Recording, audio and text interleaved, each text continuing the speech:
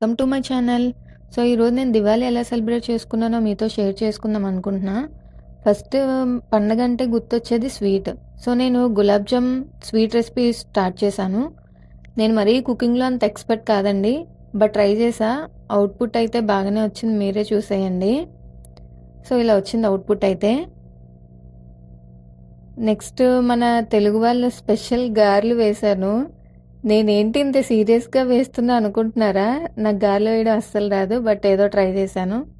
ఇక్కడ వేడివేడిగా lemon rice చేశాను. ఇది కూడా బానే వచ్చిందండి. పర్లేదు.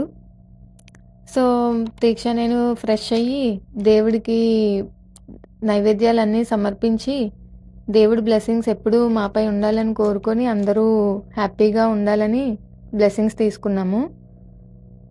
సో, ఇలా చేసుకున్నామండి. ఇక్కడ ఫ్లవర్స్‌కి అయితే మేము చాలా ట్రై చేసాం. బట్ దొరకలేదు.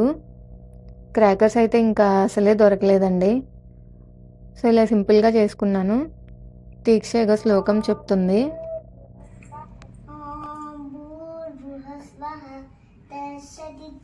తత్సవితుర్వరేణ్యం భర్గో దేవస్య ధీమహి ధియో యో నః ప్రచోదయాత్. Subscribe to my channel.